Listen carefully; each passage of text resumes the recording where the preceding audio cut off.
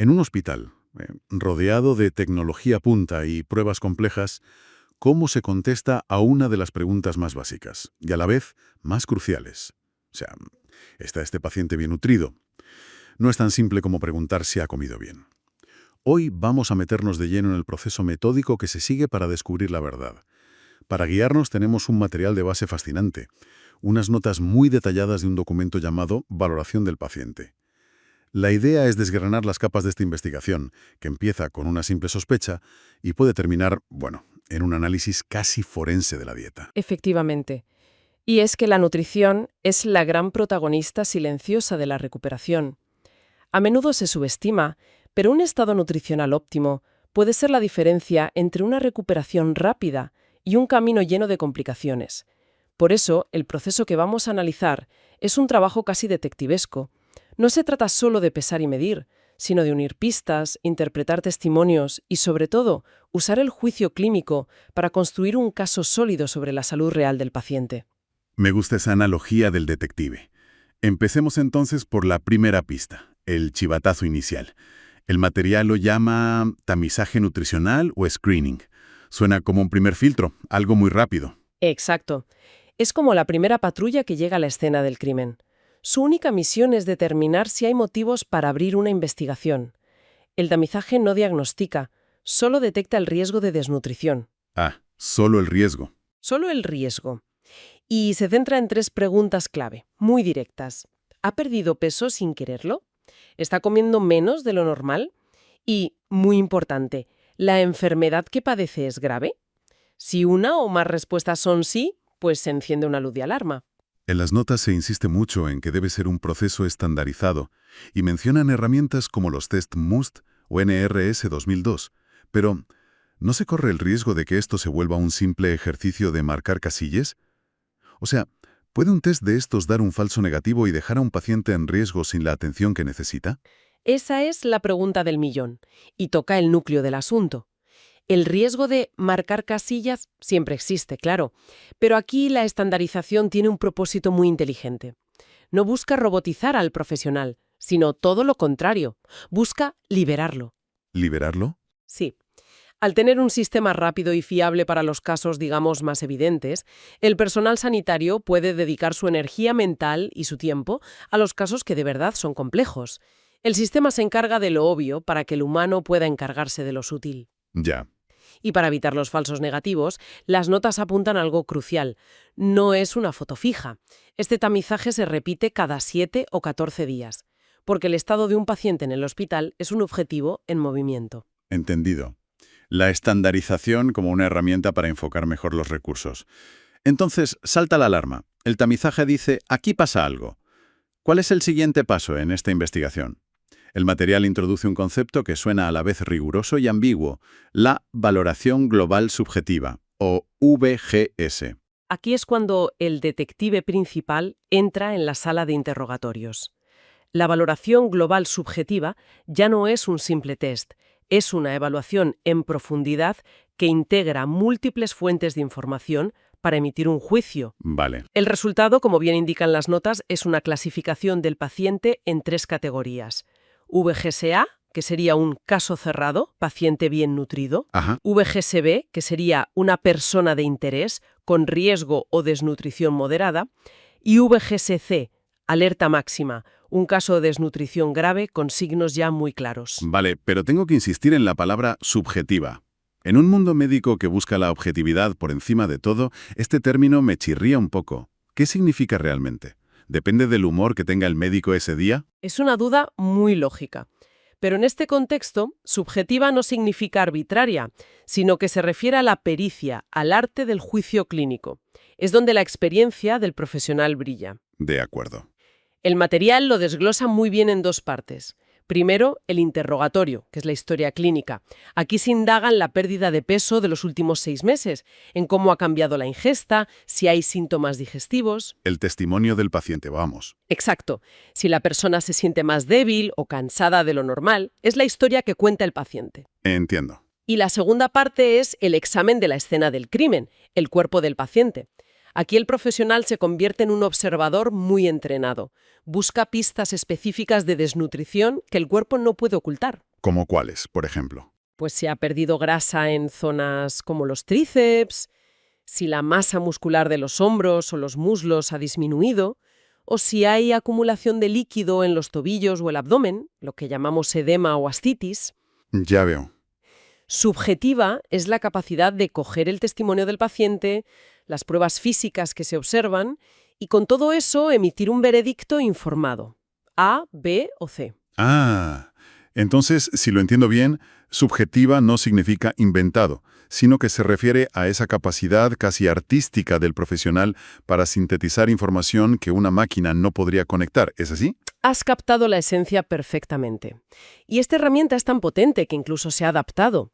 Las notas mencionan un caso muy interesante. En pacientes oncológicos, a veces se usa la VGS generada por el propio paciente. Espera, eso suena bien en teoría, pero ¿nos podemos fiar de la autoevaluación de un paciente que está pasando por un proceso físico y emocional tan duro?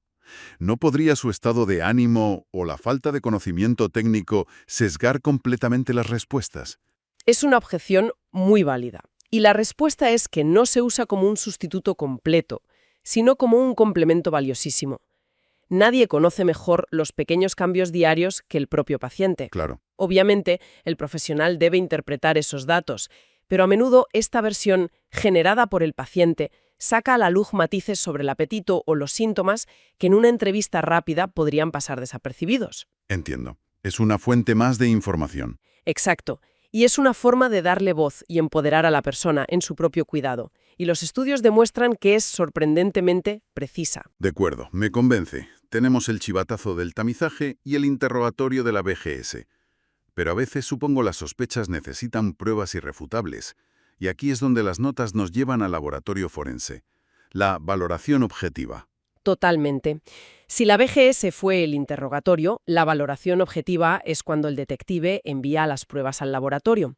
Aquí ya no valen las impresiones, se buscan huellas dactilares, ADN, los datos duros. Los números. Los números. Como describe el material, esto incluye mediciones antropométricas. Con la cinta métrica y el plicómetro se miden pliegues de grasa y circunferencias musculares para estimar la composición corporal de forma precisa. Y aquí es donde entran también los análisis de sangre, ¿no? Para confirmar con datos lo que el ojo clínico sospechaba. Justo. Se miran parámetros bioquímicos. Un marcador clásico que se suele mirar es la albúmina en sangre, una proteína que puede indicar el estado nutricional a largo plazo, aunque es una pista que siempre hay que interpretar con cautela y en contexto con todo lo demás. Claro, no es un único dato el que te da la respuesta. Nunca. El propósito de esta fase, de este informe forense, es triple. Confirmar el diagnóstico, cuantificar la magnitud del problema. No es lo mismo ha perdido músculo que ha perdido un 15% de su masa muscular. Ajá. Y, fundamentalmente, establecer una línea de base para monitorizar si el tratamiento funciona. Aquí es donde veo la verdadera potencia del sistema. No es una cosa o la otra, es la combinación de la intuición y la experiencia del clínico en la VGS con la frialdad de los números de la valoración objetiva. Esa es la sinergia.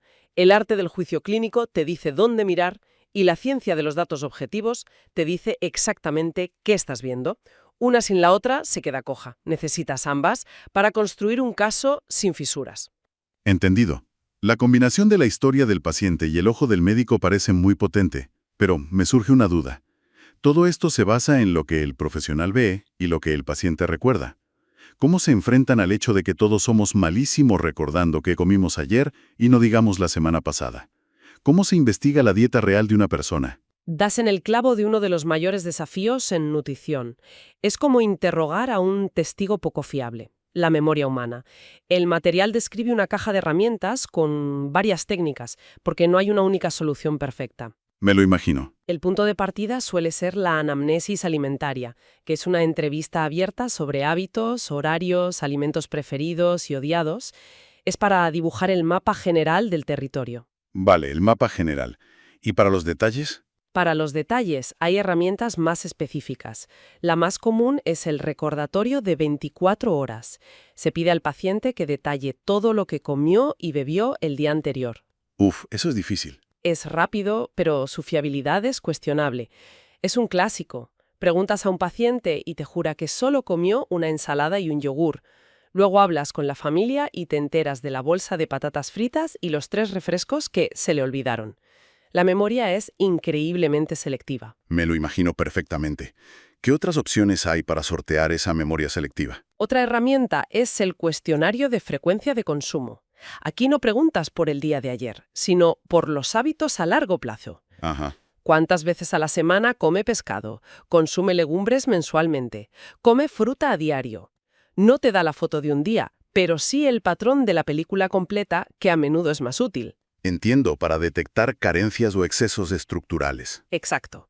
Y por último, el que parece el método del gran hermano, el registro de ingesta. Suena intenso. Es el más preciso, pero también el más invasivo. Se le pide al paciente que apunte en tiempo real todo lo que come y bebe durante 3 o 7 días. ¡Wow! La precisión es máxima, pero exige una colaboración y una honestidad brutales. No todo el mundo puede o quiere hacerlo. Al final, el buen detective sabe qué herramienta usar con cada testigo, dependiendo de la información que necesite y de la colaboración que pueda obtener. Vale. Creo que tenemos todas las piezas de rompecabezas. Hemos visto el filtro inicial, el interrogatorio, el análisis forense y las técnicas para verificar testimonios. Para que todo esto aterrice, ¿qué te parece si lo aplicamos a un caso práctico? Imaginemos un paciente, un hombre de 75 años, que ingresa en el hospital por una neumonía.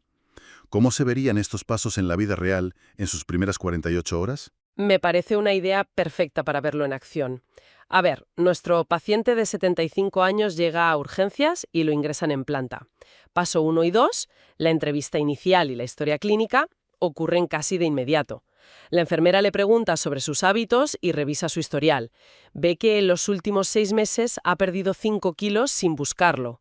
Esto ya es una pequeña bandera roja. Ahí entraría el tamizaje entonces. ¿Correcto? Paso 3. Al ingreso en planta se le aplica un tamizaje como el NRS 2002.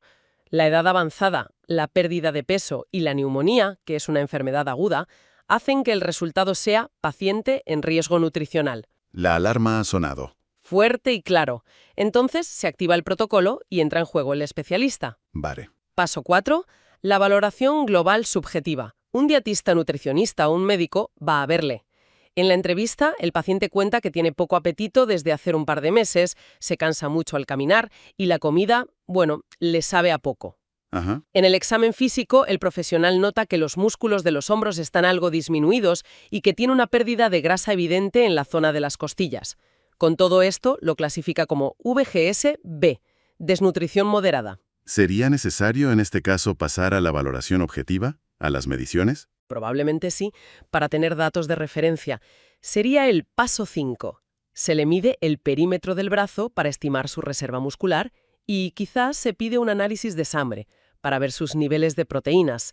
Esto no solo confirma la VGS-B, sino que le pone cifras al problema. Y con el diagnóstico ya claro querrán saber exactamente qué está fallando en su dieta. Ahí vamos al paso 6. Se decide usar un recordatorio de 24 horas, complementado con una pequeña frecuencia de consumo.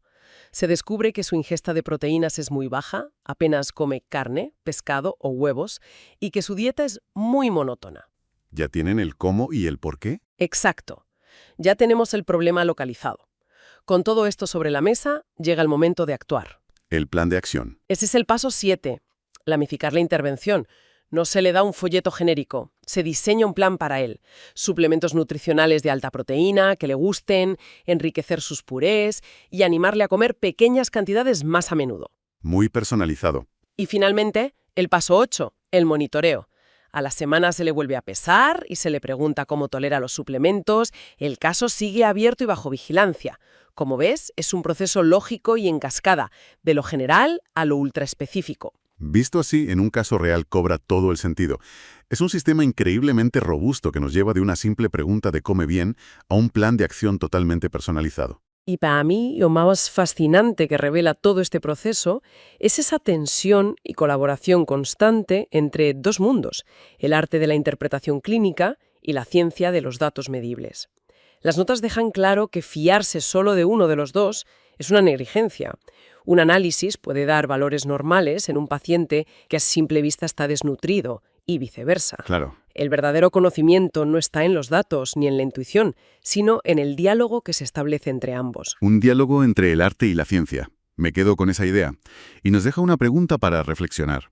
Si en el ámbito clínico se necesita este nivel de detalle para entender de verdad cómo la nutrición impacta en una persona, ¿qué pequeña parte de este espíritu detectives, de este diálogo entre lo que sentimos y lo que medimos, podríamos aplicar cada uno para entender mejor nuestra propia alimentación, más allá de la última moda que leamos en Internet?